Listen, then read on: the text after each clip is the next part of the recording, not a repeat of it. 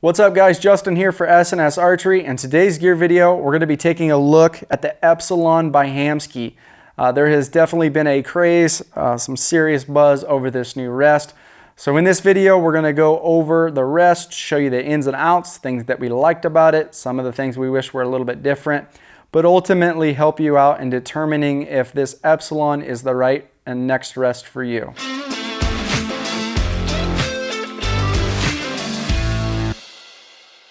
So diving right into the Epsilon, the biggest buzz and craze about this rest is you have all the technologies of the primer, the Hybrid Hunter Pros, and the Trinity Hunter Pro packed into one rest.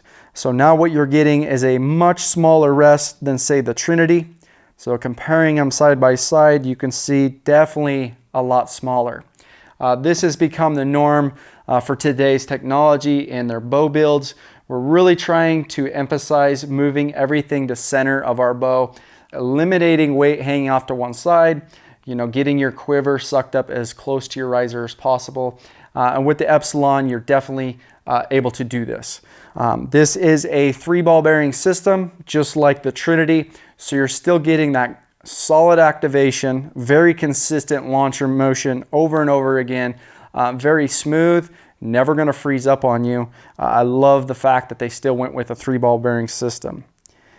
Taking a look at the rest, the launcher itself has been changed.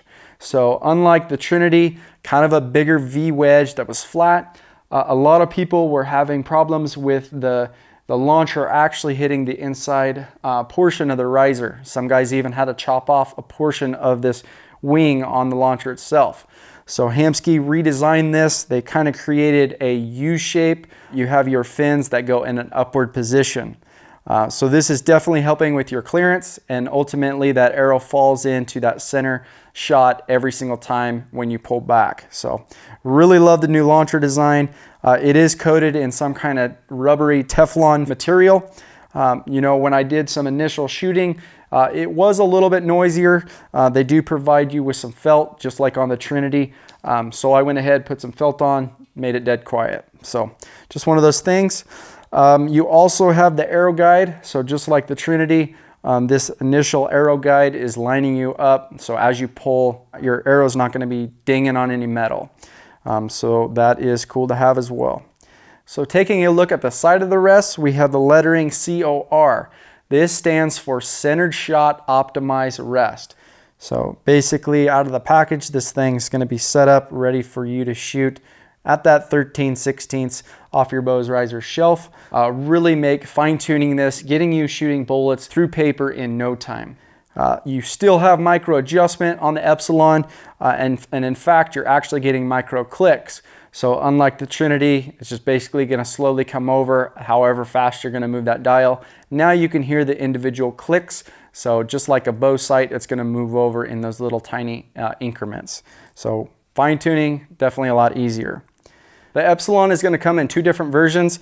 We have the universal, which is this bracket here. So just like on my Hoyt, going with the universal bracket, it's going to work on your PSEs, your Bowtechs, your Hoyts, your Primes, pretty much any bow. Basically, you're going to still use your burger bolt and the hole on your riser to mount this up. The other version of this rest comes with the Matthews bracket. So it's a very low profile. The actual bracket itself is a lot smaller. Because that burger hole on those new risers is a lot closer to your string, it just suits it perfect. So definitely an option to check out if you're a Matthews bow owner. Taking a look at the activation cord on the Epsilon, this is what's going to control your launcher. You can see here there is no spring system like we had on the Trinity. So they were getting some of these springs were starting to stretch, kind of be inconsistent. So they went back to their original clasp design, but they've integrated in their new Rebound Dampener. So you're going to see these on the primers. Even some of the new Trinities have this. I've seen recent packages with the Rebound Dampener. Basically, when your bow's going off, it's taking a lot of that shock and vibration out, so there is no need for the spring. Epsilon can be used as a limb-driven system or a cable-driven. So like you see here on my bow, this is limb-driven down here to the bottom. You can also flip this lever over, run it up to the top limb. So you have two different options, just depending on your quiver that you're running, making sure that cord is out of the way. But here on my bow, works perfect on the bottom limb. With the limb driven, basically with your bow in resting position, that launcher is going to be tied in, pulled down all the way. As you pull back, your limbs creep together and that launcher raises. As you shoot, it drops out of the way and you're still getting good arrow flight right to your target. As far as your cable system, just like all the cable driven rests that we had, basically tied in here. So pretty cool. There's three different options, so you can really fine tune it exactly how you want this setup to go. On the bottom of the Epsilon, you're going to see two screws. You can loosen and tighten these screws to change the elevation where the launcher itself is going to stop, all the way at the bottom and all the way at the top. So you can really fine tune this to your setup. So as far as mounting the Epsilon, on the back of the rest, you're going to see two little ribs. On the bracket itself, you're going to see 3 holes on top and 3 on the bottom. These are basically our start points. So depending on your bow's thickness of the riser, that's really going to determine how close you can get to center shot. The first thing I did was I put a tape measure on my bow's riser. I put a little dot at that 13/16 without putting in the 2 screws. I kind of held these in all 3 positions, trying to see where the launcher itself was pretty much in line with my dot. This was going to give me the best start point.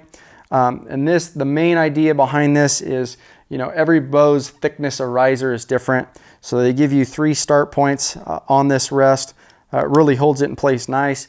You do have to mount this up first. So these little screws that's provided in your kit, you have to put these in, mount the bracket, then put it on your bow because you can't get to it. It's on the inside. It worked really good for me, just throwing a tape on there, kind of eyeballing it. It's not perfect.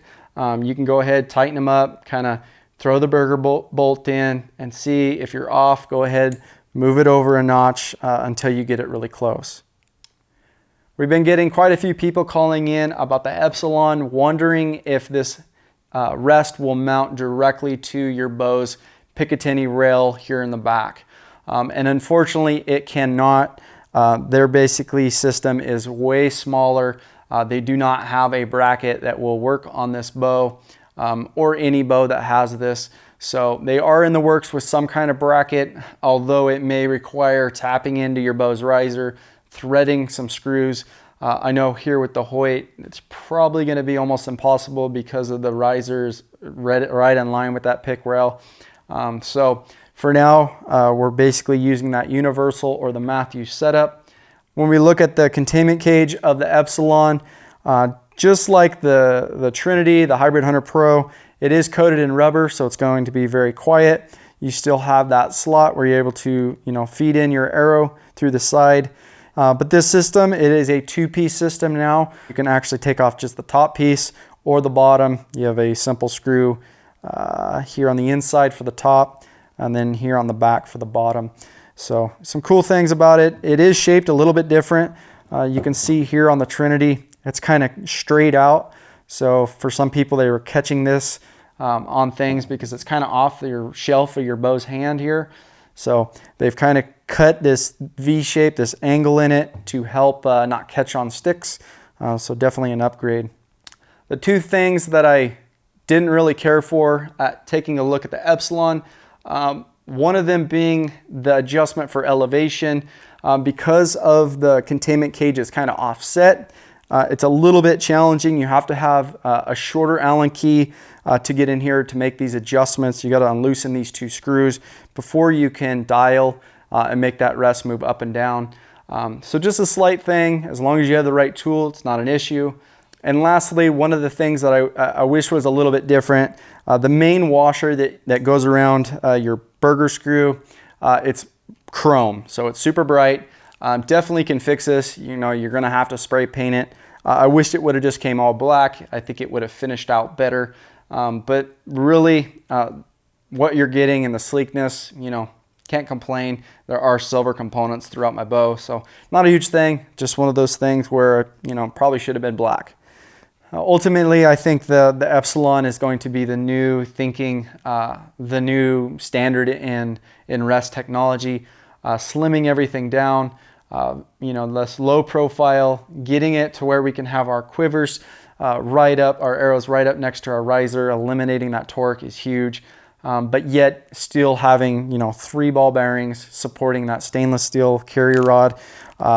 You just, you can't say enough about the technology and advancements that they've done with this new rest. If you guys have any questions about the Epsilon or anything else in the store that we carry, please feel free to give us a call, shoot us an email. We'd be glad to help. And if you guys have found this video to be useful in any way or have liked it, please hit subscribe to follow us along on more hunting gear review videos. And thanks for watching, guys.